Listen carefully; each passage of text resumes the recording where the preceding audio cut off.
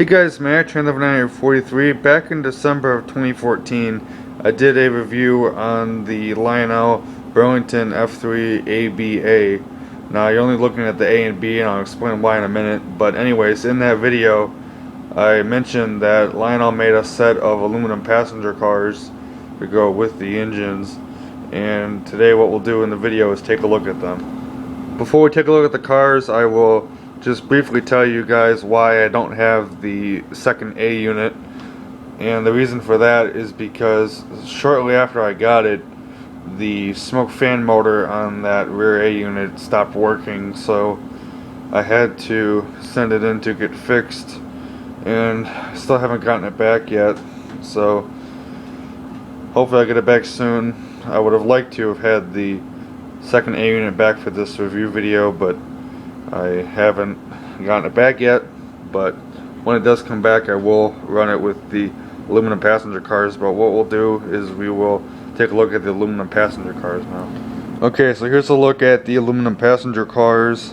Now, Lionel made 8 of these cars. I only have 4 of them. I don't have the other 4. Lionel made 8 cars. They made a 4-pack, which I have here, and then they made 2 different 2-packs.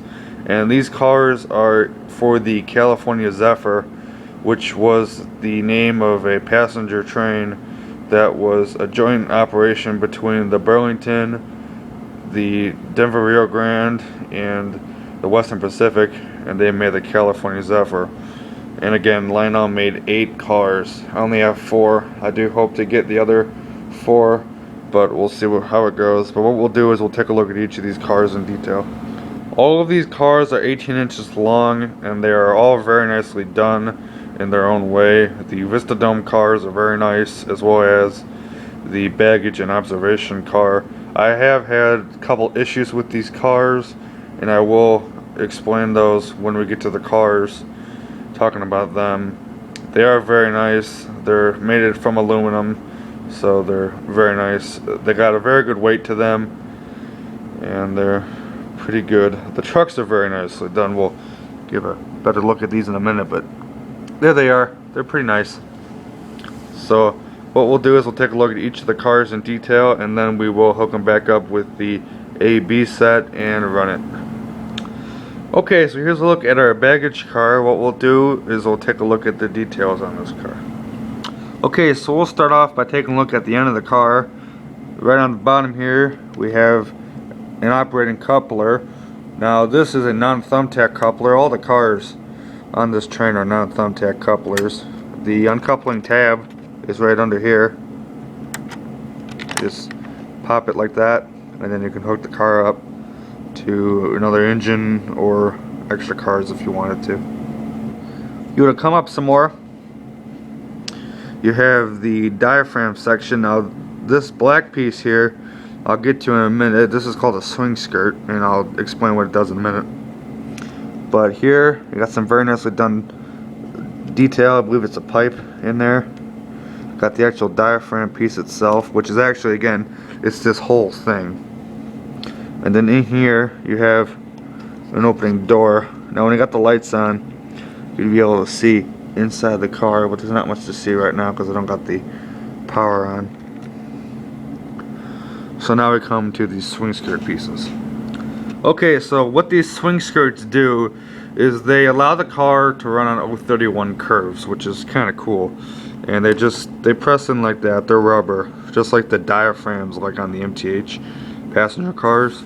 That's what these are. And all they do is they allow it to run on 031 curves. And these do pop out a little bit like this. I don't know why. And they swing, obviously. Now if you are to run them on 031 or 036 curves, I have 036 on my layout here, they will look pretty bad running around 036 curves, and that can't be helped because that's just how they look on 036 curves.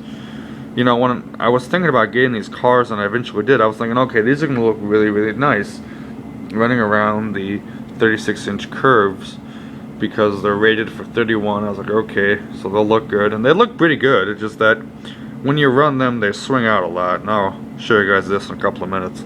But for the most part, it's okay. And They swing a little bit, they come out like that.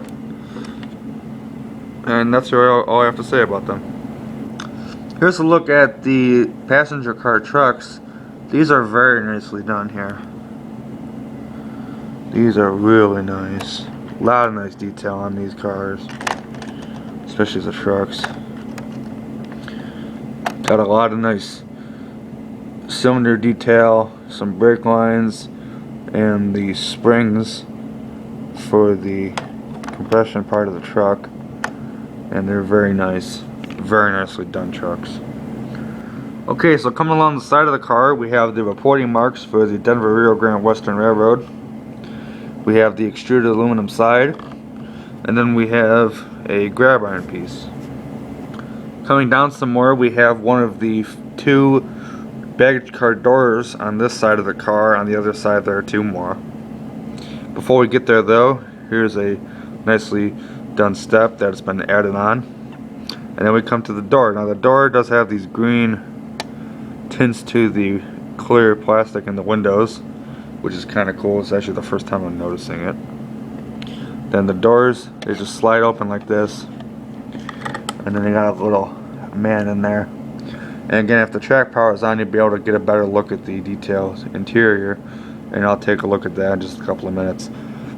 My only gripe about the doors is that if you were to turn the car over or just handle it, the door is open.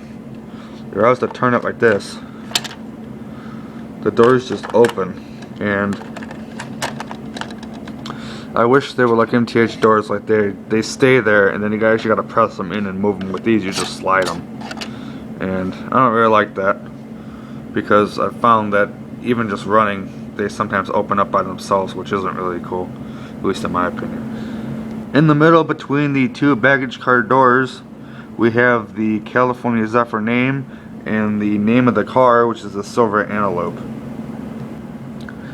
On this end of the car, it's the same thing as the other end, so I'm not going to review it, but you have the same opening door like we talked about just a second ago, the add-on step, the very nicely done trucks, which are on all the cars, the very nicely done trucks, the reporting marks for the Denver Rio Grande, the grab iron piece, the swing skirt, and the operating coupler. On top of the car, basically all there is these little pieces here. I don't know what these are for. If anybody knows, please let me know. On the bottom of the car, we have the truck, which has a pickup roller on it. That's for the lights. And then here we have a very nicely done undercarriage detail, which is very nicely done. And then right here, we have a little switch to turn the lights on and off, which is very cool. Before we move on to the other cars, I just want to quickly describe some of the problems I had with this car. The minor problem I've had with it are the doors. Like I said, the doors, they open very easily, and I'm not a fan of that. But the major problem I've had with these cars is the lights, and let me describe this. So the lights are powered by incandescent bulbs. I thought these cars had LEDs, but upon some further research, I found that they did not. Now, I probably will try to clean the rollers on the bottom of the car and see if I can get the lights to work any better, because what I have on these cars now, I have the car's lights off on this particular car. And if I turn them on, what would happen is, for like 90% of the time, the lights are completely off. And for the 10% that they're on, they flicker so bad, it's not even funny. Now you may be saying, Matt, why don't you switch to LED bulbs? The reasons to why I wouldn't is because it's too much money and it's too much time. Now I know I could send them up to somebody, but then the cost comes in. It's not a very cheap thing to do, converting to LED bulbs. And it's not a big deal, because really, what do you need lights in a baggage car for anyway? So I'll try to clean up the rollers and see if that makes a difference. But what we'll do now is we'll take a look at the other cars. And if you guys have any suggestions on this besides cleaning up the rollers, please let me know. Next up in the 4-pack are two Vistadome cars. These cars are exactly the same, so I'm only going to review one of them. The only difference to the cars are the name of the cars. This one here is the Silver Mustang, And then this one here is the silver Bronco. But other than that, the cars are exactly the same. So I'll review this one right here. On the end of the car, it doesn't look too much different from the baggage car. We have the swing skirt assembly and the diaphragm with the opening door, which again, the door is right here. Then we have the operating coupler, and again, it's a non-thumbtack coupler. The little pin is right there. Then you open it and you couple it up to whatever you want. These again, also pretty familiar, the aluminum passenger car trucks. These are very nicely done trucks. I really like these. These are really nice looking trucks. And the new passenger cars that Lionel's making, the 21-inch plastic cars, has the same truck side frame, so they'll look really nice too. And if you guys don't know, my uncle was getting a set of those to go with his Texas Special passenger train. So I'll be taking a look at those at the KTMR. But anyway, let's continue on with this review. On the side of the car, we have the reporting marks again for the Denver Rio Grande Western Railroad. Now this is the Denver Rio Grande set, if you haven't already noticed. The Burlington cars have the CB and Q reporting marks, and the Western Pacific cars have the WP reporting marks for the railroads. And again, I don't have the Burlington set or the Western Pacific set. I do want to get them, but at this current time I don't have them, although I hope to get them soon. And then we have a grab iron piece, and then we have the car number, which is CZ-21. And I like the way the font that they did it. It looks really cool. So that's pretty cool there. On the side, I'll kind of run past. Here you have a very detailed interior. I'll turn the track power on in just a second, but it looks really good in there. You have the California Zephyr name and the name of the car, which is the silver Mustang. And then on the end, it's pretty much the same thing, except here you have a door. Now the door does not open. As to why, I don't know. It's kind of weird that they have the doors that on the diaphragms that open, but these don't. I don't know why. But what I'll do is I'll turn the track power on now so you can see what the cars look like with the power on. Okay, so I went ahead and turned the track power on. You guys can get an idea of the detail. I'm going to try to tilt the car. The lights may turn off, but you can see the detail in the cars are very nice. See the seat work. You got people in there. Just a really nice car. We got more people in the car. The light there with the door. If we would open the door there, you can kind of see the door a little bit. Looks really, really nice. So now I'll take a look at the top. Up on top, we have a couple of very nicely done grab iron pieces. Another one of these little things. I don't know what this is. Again, if anyone knows, please tell me. And then up here we have the dome part of the car. Now, the only thing I don't like about it is that the lights on it are mounted underneath the chairs, like on the floor of the car. And I don't really like that. I kind of wish they would be up where the silver part is. That's usually how it is on MTH cars. But nevertheless, the detail in the car is very good. It's a little hard to see. You can see a little better. You got people. Now these chairs are green. The chairs on the underside here are red. And the car again is very nicely done. And then down here you have steps that lead down to the bottom part of the car, which is pretty cool. Okay, and then real quick here's the silver Bronco, which is again the other dome car that comes with the train. And what I'll do with this car is I will use it to describe the problems that I had with the Vista cars. Now again, every single one of these cars does have its problems. And when I talk about the price of this set in a couple of minutes, it's not worth it. These problems they're minor, but they're major. And I'll explain these in just a minute. But real quick before I do, the only difference between this car and this one here is the car number. This car is CZ-20. This one here is CZ-21. But what we'll do is I'll describe the issues that I have had with these Vista cars now. Okay, so the first issue is this. The lighting that comes out of here where the swing skirts are. Now this, I don't know how to fix this. You know, underneath the car here, they have screws. And I've loosened those screws and tightened them just to see if I can make this any better, and it hasn't worked. So I don't know what to do with that. But that's really it. Over here I've had some light issues here. And I'll put the car on in just a second to show you guys those right now. So now if you were to come where the doors are, again you can see there's some light shining through. And again, I don't know how to fix the light problems. Just to me, it's kind of annoying looking at the car with the lights shining through here. And again, here is a super big deal because this, you can really tell, you know, this isn't as big of a deal. You know, if you're sitting back watching the train run, you really can't see it. But something like this, on the other hand, you can. Now, I don't know, these do pull out. As you guys see, they do move. Maybe if I tried to tighten them some way, I can get this to stop. But it's just really annoying looking at it. This car is a little better, but this one here is pretty bad. So maybe I'll find some way to fix that. And again, if any of you guys know how to fix it, please tell me if you have this specific set of cars. This is my first set of these cars, and I can tell you, I'm not very happy with them. I've had mixed feelings. When I first got them, I loved them. And then a couple days into it, I noticed the light problems, and I didn't like them as much. I tried to fix them. I was semi-successful with it, then I liked them a little more, and now I'm kind of hating them again. And I really don't know.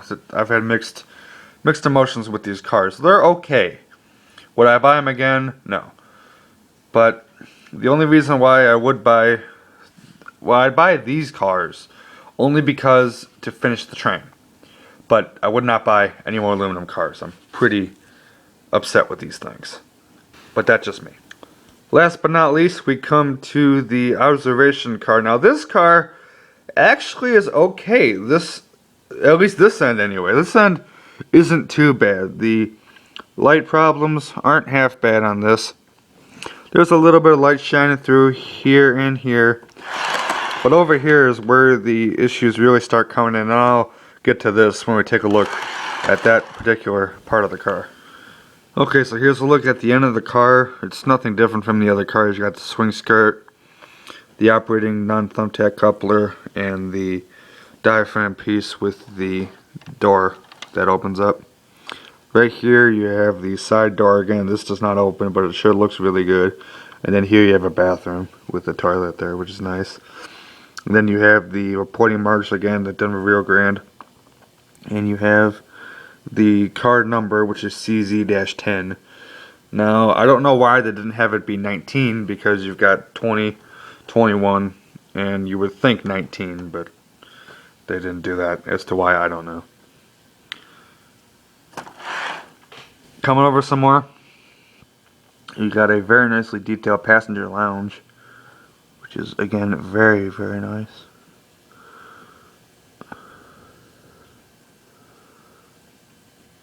You got the California Zephyr name, and then you have the car name, the Silver Sky. And then over here, you got the report marks and the card number. Now, my only issue with the interior is that there's a passenger figure. There he is right there, and he rattles around when you were to shake the car. But other than that, the interior details are fine, which is great. Okay, so now that we've seen the details, the lighting on this car, again, very nice. On the back, there's a couple extra lights. You got the drum head, which reads California Zephyr. You have this light here, which on the real observation car is a red light. I'm sure you could put a red bulb in here, just a clear bulb, but I'm sure you could put a red one in here if you want. And then you got these red marker lights on the back. Now, these get their power from the car lights, so there's not a lot of light that goes onto these things. If I was to do this, you can see it. If I move the camera, you can see that they just get their power from the car lights. And then over here, No, it flickers like this because it's the way it looks on the camera. It doesn't actually flicker in real life. It's just how it looks on the camera. But the lighting issues on this car actually are not that bad. Over here, there's a little gap. This I can tolerate, and same with this. They're not that bad. Over here, this is my only little hiccup. Is right here. This isn't a super big deal, but it's there, you know. You can try to kind of pop it in, but it doesn't really work. But this really isn't a big deal. Does it kind of bother me a little bit? Yeah, but it's not that bad. And then here, you can see it's not sealed here. But this, again, it's not a crazy big deal. Down here, though, this kind of is right here. That is, but other than that, it's pretty good. And then here, I used to have some light coming down on here, but all I gotta do is you gotta pop this piece up, and then you're good to go. But that is that. As far as the top details go on here, you got more of these. Again, I don't know what they are. You got some grab irons, and you got this really cool antenna piece. I don't know. On the real one, I don't know what it's used for, and on the model, it's just a piece of detail. It doesn't actually serve for anything, but it still looks nice. So that's really that. So what we'll do is we'll wrap this review up. So overall, these cars are very, very nice. I think that they could be done a little bit better. I think they could have been built a little nicer, but for the most part, they're okay. The light issues that I described, I'm sure it's just with this specific set. And I think because of the swing skirts, the way they're designed, I think that because of that whole assembly, it's this piece plus the actual door part, so that's probably why the light shines through the way it does.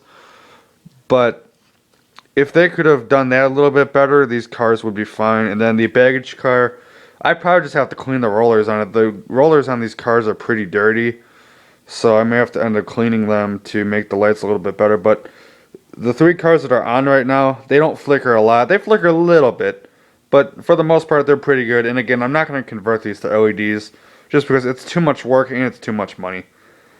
But these cars are very nice. Now, if you're interested in purchasing some of these cars, the retail price on these is very, very expensive. It's a lean and mean $640.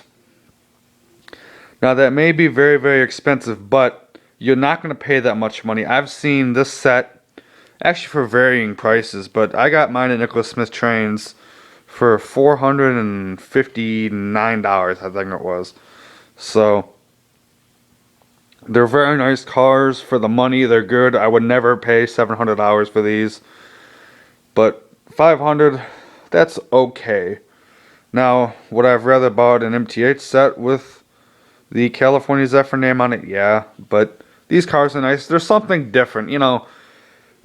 Eric Siegel says this, and I say it a lot. You know, if you're looking for perfection in the 3/0 scale, you'll never find it, and this is a perfect example of this. Now, I may be the only one on YouTube or anyone in just life that cares about these little issues. You know, I'm sure I'm not the only one, but, you know, just generally speaking, you know, these cars are not that bad. If you can get over the lights, they're fine. That's really all I have to say. They're very nicely detailed. And what I really like about them on this car and this car is the undercarriage detail. Again, that's what it is. It's really nice. And I like that you can turn the lights on and off too. That's very nice.